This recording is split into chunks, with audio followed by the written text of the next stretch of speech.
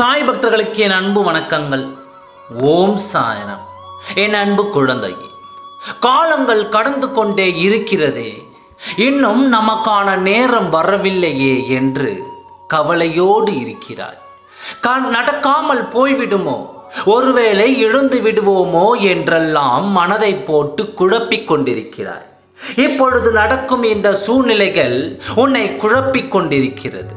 ஆனால் நீ ஒன்றை நினைவில் வைத்துக்கொள். என் குழந்தையாக நீ உருவெடுத்த பின் எதையும் நீ இழக்க மாட்டாய். உன் மனம் விரும்பும் எதையும் நான் இழக்கச் செய்ய மாட்டேன். உன்னை சந்தோஷமாகவும் மகிழ்ச்சியாகவும் உன் சாயப்பாவின் பொறுப்பு என்று ஆனபின் உன் மனம் விரும்புவதை உன்னிடம் இருந்து நான் பறிப்பேனா? உனக்கு ஏற்படும் சூழ்நிலைகள் எல்லாம் நான் கவனித்து கொண்டு தான் வருகிறேன்.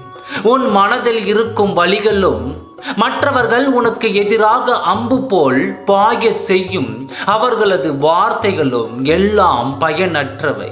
நீ எதற்கும் பதில் பேசாதே.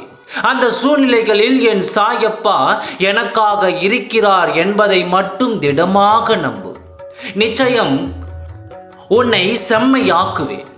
உன்னை துரத்தி கொண்டு இருக்கும் கடுமையான துயரத்தில் இருந்து விடுபட முடியாமல் கடும் வேதனை அடைந்து அதை பகிர்ந்து கொள்ளக்கூட எவரும் இல்லையே என்று கலங்கிக் கொண்டிருந்த உன்னை நான் தேர்ந்தெடுத்து உனது துயர் துடைக்க உன்னை தேடி நீ இருக்கும் திசையை நோக்கி ஓடி வந்திருக்கிறேன். நான் விரும்பாமல் எவரும் என்னை தேடி வர முடியாது. இழந்ததை எல்லாம் நான் மீண்டும் உனக்கு தருவேன். இனி மேற்கொண்டு எதையும் நீ இழக்காமலும் செய்வேன். என் மானத்தை புரிந்து கொள்ள யாரும் இல்லையே என்றும், எனக்கு உதவி செய்ய யார் இருக்கிறார்கள் என்றும், எப்படி இந்த பிரச்சனைகளை கடந்து வெற்றி பெறப் போகிறேன் என்றும் கண்ணீர் மல்க என் பாதங்களில் விழுந்து அழுது கொண்டிருக்கிறாய்.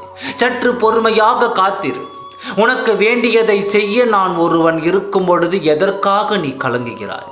தக்க சமயத்தில் உன்னை தேடி வந்து உன்னை வழிநடத்தி செல்லவே நான் இருக்கிறேன். நீ விரும்பிய தோற்றத்தில் நான் உனது கண்முன்னே தோன்றுவேன். உன்னை பாதுகாத்து வழி நடத்தி உயர்த்துவதே எனது தலையாய கடமை. மீண்டும் உங்கள் கைகள் ஓங்கப் போகிறது. தனியாக போராடிய உன் கரங்கள் இனி இணையச் சேரும். அந்த காலம் இது.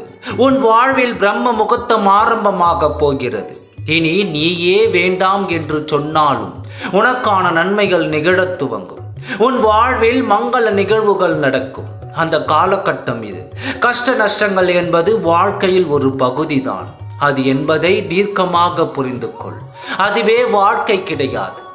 எல்லாவற்றிற்கும் ஒரு முடிவு உண்டு. இப்பொழுது நீ சந்திக்கும் பிரச்சனைகளுக்கும் சிக்கல்களுக்கும் ஒரு முடிவு உண்டு. அந்த முடிவு உனக்கு சாதகமாக நீ விரும்பியது போல் சுபமாக முடியும். எதற்கும் கவலைப்படாதே. அது எப்படி நடக்கும் என்றெல்லாம் நீ ஆராயாதே. என் அற்புதம் என்பது கடைசி நொடியில் கூட என் அற்புதத்தால் வாழ்க்கையை அடியோடு மாறிய நிலையும் உண்டு. சுபமான முடிகளோடு முடிவு என்று இப்பொழுது நான் வாக்கை அளித்து விட்டேன். நிம்மதியாக இரு. நல்லதே நடக்கும். ஓம் சாய்ராம். நன்றி, வணக்கம்.